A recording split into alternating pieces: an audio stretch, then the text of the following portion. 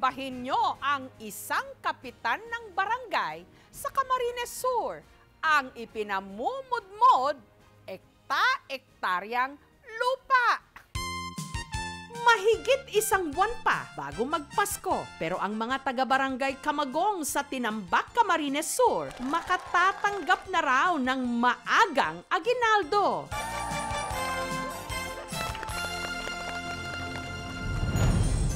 Ang isang ektaryang lupaing ito hahatiin para ipamigay sa 105 mapapalad na pamilya. Libre! Ang kanilang Santa Claus, ang kapitan mismo ng kanilang barangay, si Cap Ruben. Kripsyon noong lupa, parang rectangle, yung gitna, yun ang kalsada. Almost mga 8 meters yung lapad. Sinipirit ko sana yung tirika ng evacuation center, daycare, outpost ng tanod, or sa senior citizen, kung ang serbisyo bilang punong barangay nagagawa ko o na-implement ko sa mga tao, parang lumalakas ang loob. 11 anyos lang daw nung naulila sa ama si Ruben. Dahil dito, maaga siyang nagbanat ng buto. Tulad ng pagkatay ng manok, binabayad yan sa akin ng 50 centavos bawat ulo. Nung nagkapamilya, wala silang sariling bahay. Kaya nagrenta siya ng lupa at pinatayuan ito ng kubo. Pero sina Ruben, kalaunan, pinalayas. Masama yung loob ko na naranasan ko na pinapaalas kami doon. Napakasakit talaga ang walang natitirahan. Mula noon, nagpursige siya hanggang nakapagsimula ng negosyong junk shop at koprahan. Nung lumago ang negosyo, nag-ipon para makabili ng maliit na lupa at kinalaunan, nagpundar ng bahay para sa 6 niyang mga anak. At ang dating napalaya sa lupa, ngayon, 5 ektaryang lupa na ang nakapangalan sa kanya. Ito sir ang mga dokumento ng lupa na pinamimigay ko. Kumpleto ito, may deed of sale, tax declaration, ready for title na lang to.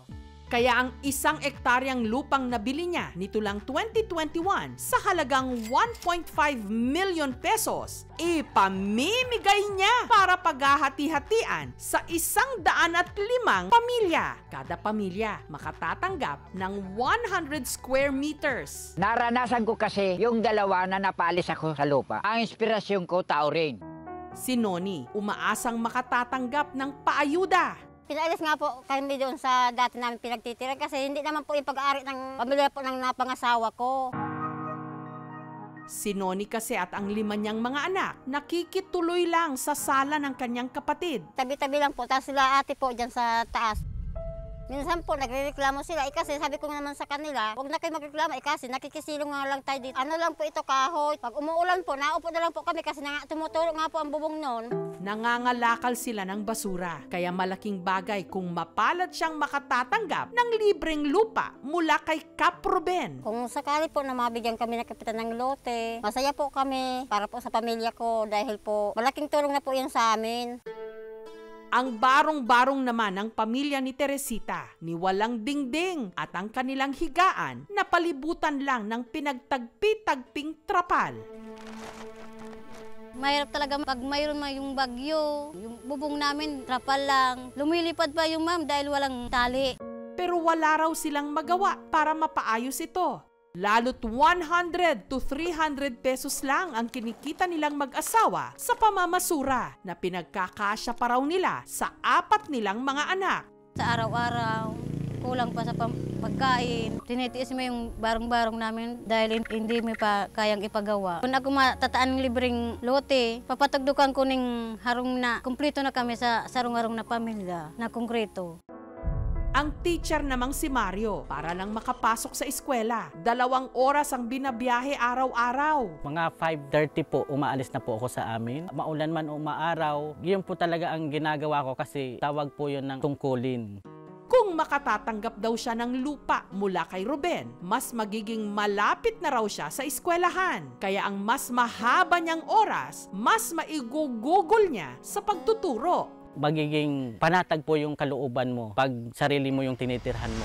Susunod, sino kaya kina Noni, Teresita at Mario ang mabibigyan ng lupa ni Kapitan? Makikiusap po ako sa kanya na sana isa rin po ako sa bigyan niya. Sa hiling ko po, karapat dapat kami matawan ng lote ni Kapitan dahil mayo kami sa diring lote. Sa tingin ko po, karapat dapat po ako na mabigyan ni Kapitan ng lote.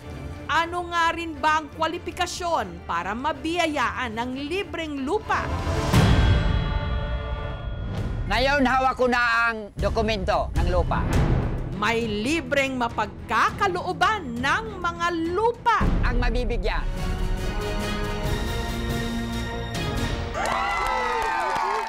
Barangay Captain sa Tinambak, Camarines Sur, ipamamahagi ang pag-aari niyang 1 ektaryang lupa sa 105 pamilya.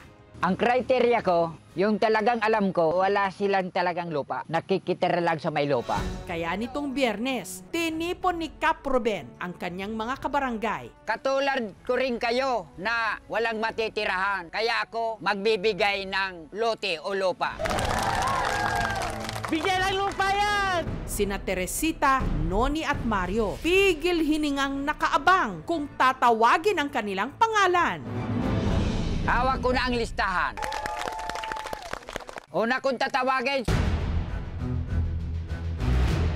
si Fresco Baldon. Hanggang isa-isa ng tinawag ni Ruben ang makatatanggap ng libreng lupa. Mayroon pang iba, hindi lang yan ang mabibigyan.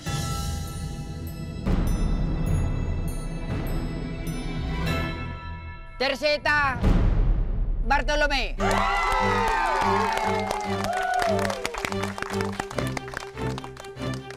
Mario Alano. Yes! Yes!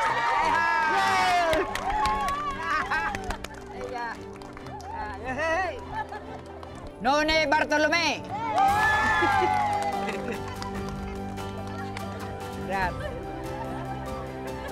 Ang mga pinalad magbubunutan kung saang bahagi ng lupa ang mapupunta sa kanila. Ang barangay na rin daw ang sasagot sa pagpapatitulo ng mga ito. Sa unang pagkakataon, mabibisita nila ang kanilang magiging mga lote. Ang kantuhan, to. Salamat Kap sa tinaamo sa mo yung kung bako po sa imo, dima po kami sa diring lote. Tamanon nyo talagang sa MDO yan. Salamat po, Kap, sa libreng lupa na ibinigay nyo sa amin. Ngayon po, kitang-kita ko na may lupa na po talaga akong sariling lupa masasabi ko. Pero hindi lang pala si Cap Ruben ang may sorpresa. Kap! Ay, grabe. Ay, umahon man ako. Salamat po, Kap! Isa ka pong blessing sa amin. Salamat. Surprise me yan sa imo, Kap. Salamat po, Kap. Ay, Diit mong pasasalamat ka. ay, hiningaan ako. Oh. Dumaanan nito sa Ramatan eh. Sobra sir ang kaugmahan ko sa kuyang mga kababaryo. Buot sa bihon, talagang nag-epekto si sa kuyang ano sa inda. Sa kadikit na bagay, ipigpahiling ninda si balos-tulos sa sakuya. Sana ang iba pang mga namumuno na may mga malawak ding lupain na nakatiwangwang lang din naman, Teresita Bartolome. ma-inspire sa ginawa ni Kapitan Ruben. Yes! Pekenamen! Thank you so much mga kapuso. Kung nagustuhan niyo po ang videong ito, subscribe na sa GMA Public Affairs YouTube channel. Don't forget to hit the bell button for our latest updates.